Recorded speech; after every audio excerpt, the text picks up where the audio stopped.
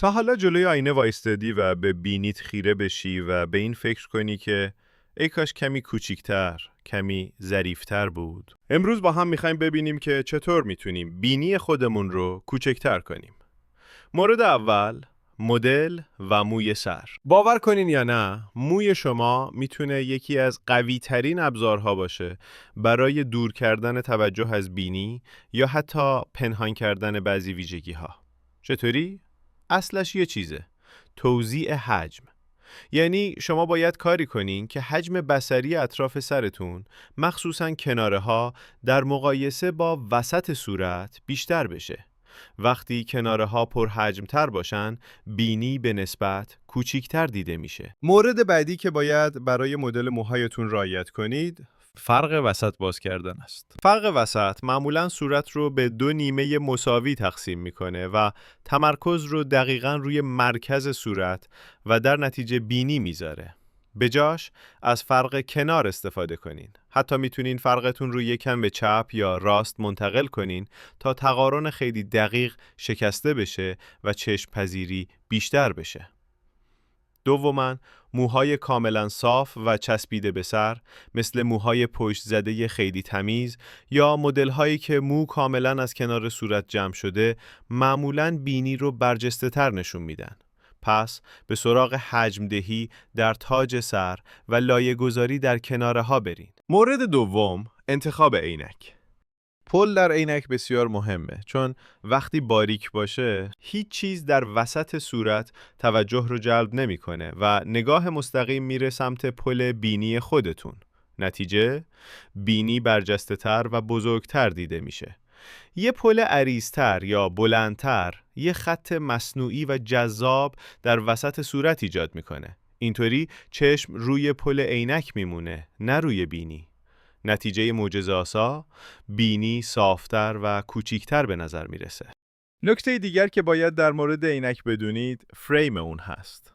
عینک‌های با فریم کوچیک و قدیمی صورت رو جمع و فشرده می‌کنن. در این حالت بینی نسبت به کل صورت بزرگتر و برجسته‌تر دیده میشه. مثل اینه که روی بینی زوم کرده باشین. فریم بزرگ مساوی است با تعادل حرفه‌ای. فریم‌های بزرگتر عرض بصری صورت رو بیشتر می‌کنن و بینی رو از حالت مرکز توجه خارج می‌کنن. اینجوری بینی در تناسب بهتری قرار می‌گیره و طبیعتاً کوچیکتر به نظر میرسه. مورد سوم، ابروها.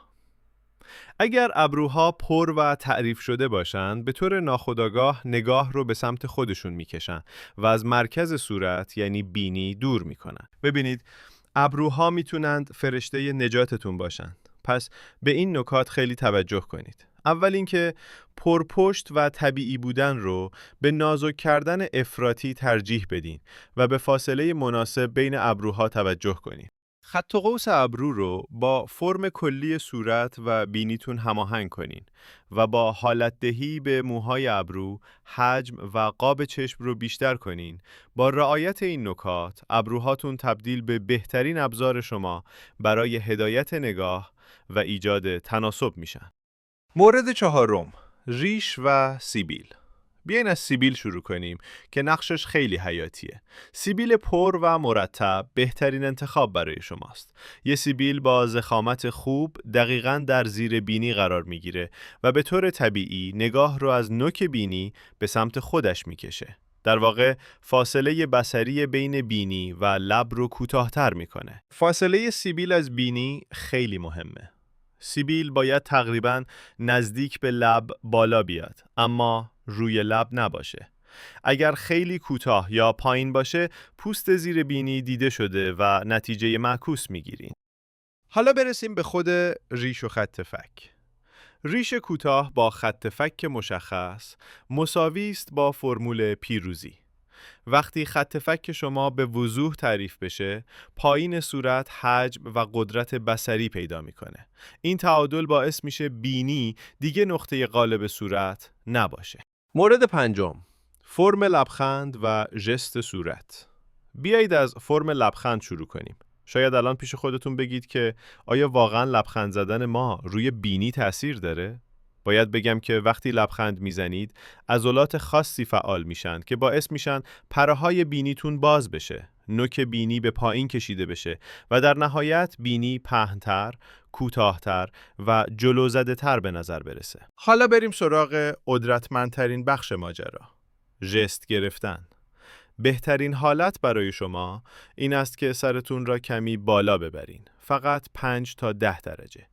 این زاویه نوک بینی رو کشیده تر، پل بینی رو صافتر و سوراخ‌ها رو کمتر نمایان میکنه. اگر هم خواستید که این ژست عالی رو خراب کنید، کافیه فقط سرتون رو به پایین ببرید. اینطوری نوک بینی رو جلو میارید. پره‌ها رو پهن‌تر نشون میدهید و سایه‌ای وحشتناک زیر بینی ایجاد میکنید. مرسی که تا اینجای ویدیو همراه ما بودید. لایک و سابسکرایب فراموش نشه.